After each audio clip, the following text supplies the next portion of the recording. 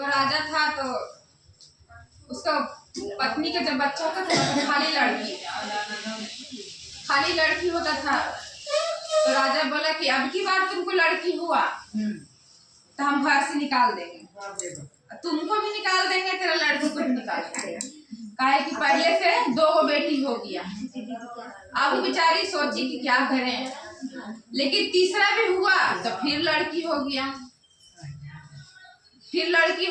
तो बोला कि क्या करे, मेरा हाथ में तो नहीं था, अब हो गया तो हो गया। राजा साहब बोले कि बड़ा उदास रहते लगे, मन रानी से उतना मतलब नहीं। फिर कुछ दिन बाद रानी को गर्व रहा तो राजा बोले कि अब की जब लड़की हुआ तो तेरा 3 बेटी के साथ साथ तुमको बाहर कर देंगे। अब वो सोचने लगी कि क्या करें, अगर फिर बेटी हो गया तब तो राजा साहब हमको निकाल देंगे घर से। जब समय नजदीक आ गया ना तो नैहर जाने लगी। राजा साहब से बोली कि हम नैहर जाएंगे, हमको अच्छा नहीं लग रहा है।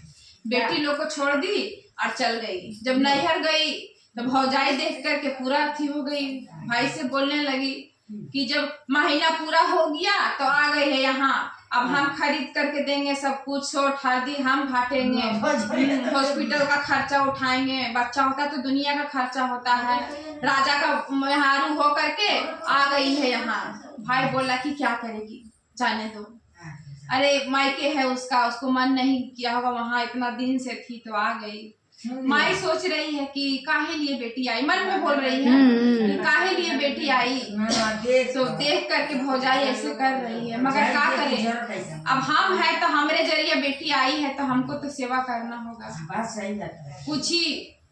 माँ पूछी बेटी से कि सब ठीक है, तो वो सोची कि कह देंगे तो माँ को दुख लगेगा कि हमको निकालने के लिए बोले हैं, बेटी के डर से हम यहाँ आ गए। माँ उसका खूब सेवा पानी की, लेकिन जब समय आया तो फिर बेचारी के लड़की हो गया।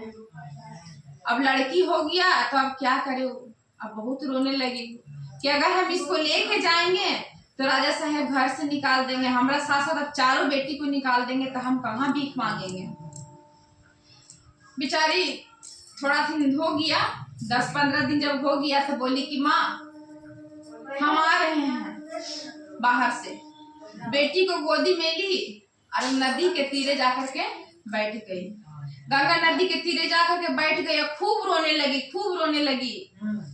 रोते रोते उसके बाद गई डोम के घर पे, बोली कि भैया ऐसा खचिया बनाना कि उसमें हम कुछ रख करके बहावे तो ना डूबे, ऐसा खचिया हमको बना दो, बच्चा ला।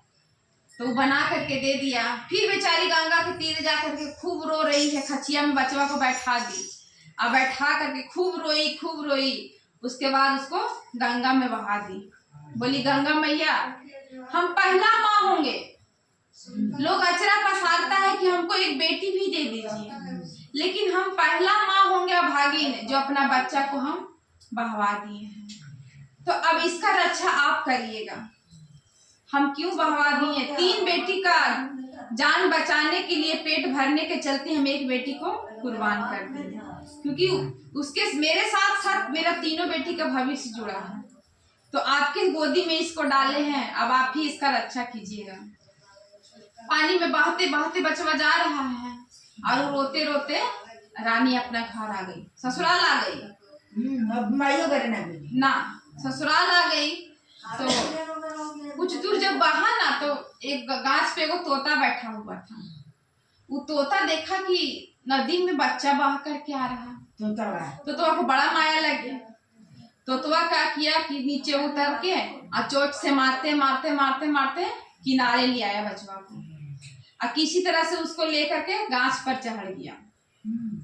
कपड़ा में था, सो कपड़ा को पकड़ करके गाछ में खोड़ा पर जाकर के बच्चा को रख दिया।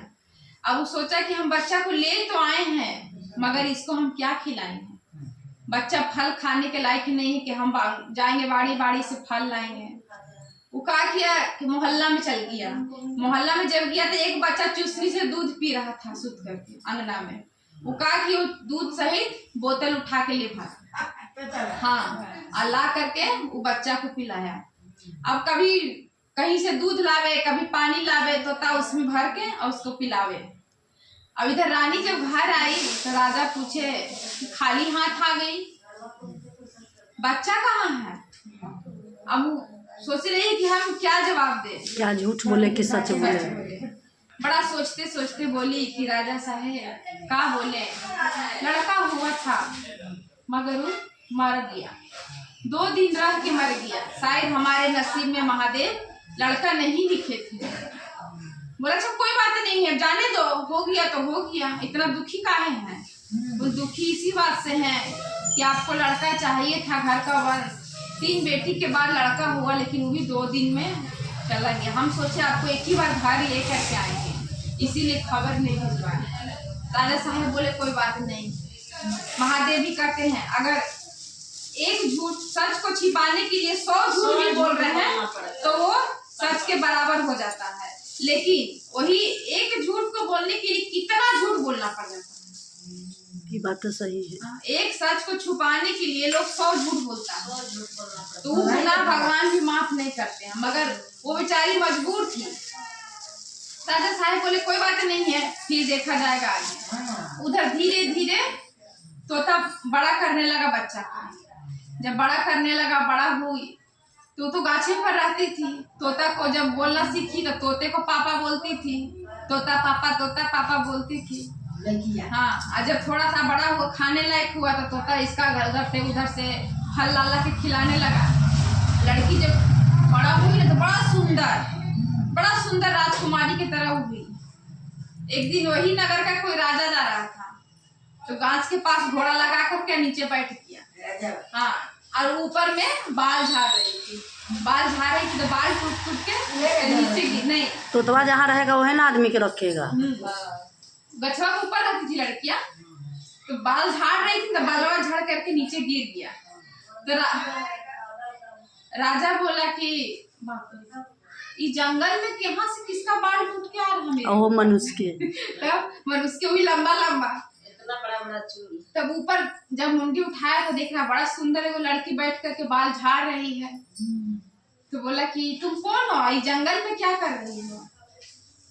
बोली मेरा घर यही है, हम जब से जन्म लिए हैं, हम जब से होश संभाले हम अपने आप पे गाछे पर पाए हैं। तो बोले तुम्हारा घर वाला, तो बोले मेरा पापा है ना, तोता पापा है मेरा। तोता पापा तो सोचा कि इसका बाप का नाम है तोता होगा, इसीलिए तोता पापा बोल रही है। तो बोले कहाँ है तुम्हारे पापा। तो बोले गए हैं अभी कहीं, आते ही होंगे।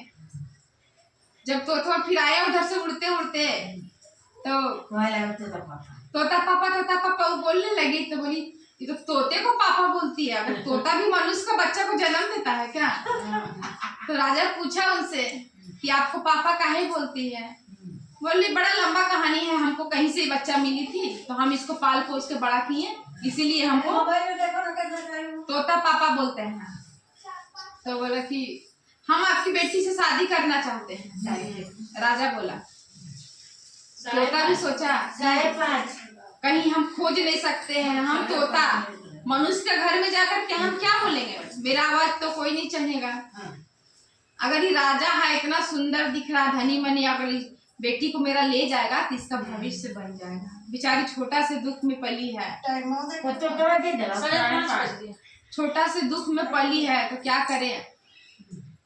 तो बोले कि हम कर लेंगे शादी, आप अपना घर में बात कीजिए।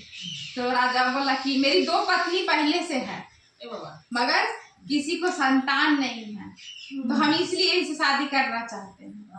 तो तोता बोला कि अगर इससे भी संतान नहीं होगा आपका तब अपनी बेटिए से करेला तैयार हो गए। नहीं, ये दूसरा राजा था। अच्छा। तो बोला कि अगर 2 शादी पहले से किया था मगर कोई संतान नहीं था। राजा तोता पूछा कि अगर इससे भी संतान नहीं होगा तो मेरी बेटी को भी छोड़ दीजिएगा, क्या भरोसा है। बोले कि नहीं, अब तो हम 15 शादी तो नहीं करेंगे, लेकिन आपकी बेटी को भी हम दर्जा बराबर का दे के रखेंगे। राजा घर गया, अपने बाप से बोला कि पापा जंगल में एक हम बड़ा सुंदर लड़की देख करके आए हैं और हम उससे शादी करना चाहते हैं। ये दोनों से नहीं हुआ है बाल बच्चा तो शायद उससे हो जाएगा। राजा के पिता बोले कि कोई बात नहीं है, पहले का राजा तो 14 शादी करता था, एक और नहीं। ले आया शादी करके बड़ा धूमधाम से। जब विदाई करने लगा तोता, तो पूछी लड़कियां कि पापा हम तो कभी मनुष्य के बीच रहे ही नहीं, हम तो सब दिन यही फल फूल खा करके हम बड़ा हो गए, तो हमको तो कुछ बनाना नहीं आता है, अब हम वहां जाएंगे मनुष्य के बीच में तो क्या करेंगे। हाँ, तो तोता बोले कोई बात नहीं बेटा, तुमको कोई कुछ करने बोले तो एक बार तुम छत पे जाकर के आवाज लगाना, तोता पापा हम आ जाएंगे, कुछ ना कुछ उठा के ले आएगा के तो घर से। तो बोली कि ठीक है पापा। इतना बोल करके ससुराल जब आई तो ये तो बड़ा सुंदर थी, वो दोनों रानी से भी सुंदर। अब वो दोनों रानी को थोड़ा थोड़ा जलन होने लगा इससे, तो बोली कि जानबूझ के बोली कि आज तेरा पहला रसोई है और आज तुमको खाना बनाना है, खाना में खीर बनाना है। अब वो सोचने लगी कि हम तो कभी खीर पूरी कुछ नहीं बनाए, कैसे बनाए। तब उसको याद आया कि पापा तो बोले थे हमको कि छत पे चढ़ के आवाज लगाना। छत पर गई दौड़े दौड़े, तोता पापा करने लगी। तोता आ गया, बोले क्या हुआ बेटा। बोले पापा हमको सब लोग बोल रहा है कि खीर बनाना है और हमको तो आता ही नहीं। तो क्या करना लगी, क्या करे। तो कोई बात नहीं है, तुम किचन में चलो। तोता खिड़की पे आकर के बैठ गया छुप करके और बताने लगा दूध चढ़ाओ, चावल चुनो, किशमिश चिवड़ा जो रखल है वो सब बताते गई, डालते गई। बड़ा सुंदर खीर बना दी, खूब सुंदर खीर बनाई। जब पड़ोसी राजा के सब बड़ा खुश हुए कि कितना अच्छा खीर। और राजा और भी रोज वही काम करे, रोज उसको खाना बनाने बोला जाए, रोज छत पे चढ़ जाए, तोता पापा बोले और तोता आ जाए तो रोज बता दे कि आज ही बनाना है, ही बनाना है, और बड़ा खाना टेस्टी बने। तो राजा साहब उसको और ज्यादा मानने लगे कि इतना अच्छा खाना बनाती है। तो रानिया लोग को और जलन होने लगा कि अब तो इतना अच्छा खाना बनाती है कि राजा साहब इसका दीवाना हो गए हैं। उसके बाद उसको बच्चा होने वाला रहा, तो राजा साहब और उसको मानने लगे। जोधा वाला कहानी हो गया। हाँ, अब क्या करे। तब राजा साहब एक दिन बोले कि हम शहर से बाहर जा रहे हैं, कागज पत्तर लेकर के। बोले हम शहर से बाहर जा रहे हैं, हम 3 दिन में आएंगे, तो मेरे पीछे रानी का ख्याल रखना।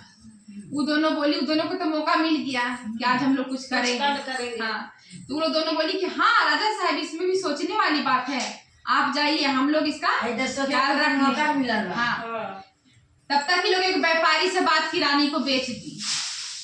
व्यापारी आया रानी को लेने, राजा इधर निकले, इधर व्यापारी घर में आ गया रानी को ले जाने के लिए।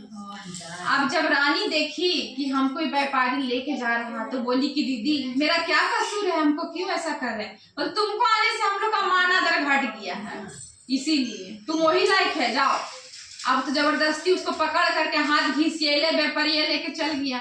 जब जंगल में एक नदी था, वहीं पर जा करके रुकबे किया। राजा को याद आया कि हम तो मेन कागज घर ही छोड़ दिए हैं, भोले बाबा के मर्जी था, मेन खाता हम अपना घर ही छोड़ दिए हैं। तो मंत्री बोला कि राजा साहब हम ले आते हैं। तो राजा साहब बोले कि तुम हमारा पिटाला में से कैसे निकालेगा, तो हम भी चलते हैं। जैसे ही घोड़ा लेकर के पीछे घूमे, तो जंगल में से नदी पार करा रहा व्यापारी लोग, तो चिल्ला रही है नाव पर से, राजा साहेब राजा साहेब राजा साहेब, वो चिल्ला रही है तोता पापा। तो तोता पापा काहे कहेगा, तोता पापा को तो लोग मार दी, कहाँ से मिलेंगे। काहे की देख ली थी कि तो तोता ही खाना बनाने के लिए बताता था, पहले तोता को मार दी, उसके बाद रानी को बेच दी थी। राजा साहेब का आवाज लगा ऐसा कि हमको रानी कहीं से आवाज दी। घोड़ा से रुक गए, रुक करके वो सुन रहे हैं, शायद फिर सोचे कि लगता है हम उसको छोड़ के जा रहे हैं, इसीलिए उसका आवाज मेरा कान में गूंज रहा। फिर जैसे ही थोड़ा सा आगे बढ़े तो फिर आवाज आया राजा साहेब। उसके बाद मंत्री को बोले कि रुको, कितना हमको लग रहा कि रानी का ही आवाज है। अब राजा साहब जंगल में ढूंढने लगे तो नदी के तट से देखे कि नाव से आवाज आ रहा है। नाव थोड़ा बीच धार में चल गया, नाव को रोकवाए। नाव वाला तो राजा को देख करके रोक दिया। रोका, जैसे ही सामने आया तो रानी से पूरा लिपट गई राजा से। तो बोली क्या हुआ, तो व्यापारी बोला कि हमको बेचा गया है, हम पैसा दिए हैं, कीमत दिए हैं, तब हम ले जा रहे हैं। राजा साहब अपना गर्दन से उतारे, एक मोती का हार उसको दे दिए, जा, तेरा इससे बेसी का कीमत नहीं है। और रानी को बोले कि काहे जा रहे हैं, तो बोले ऐसा बात है, हमको वो लोग बेच दी थी।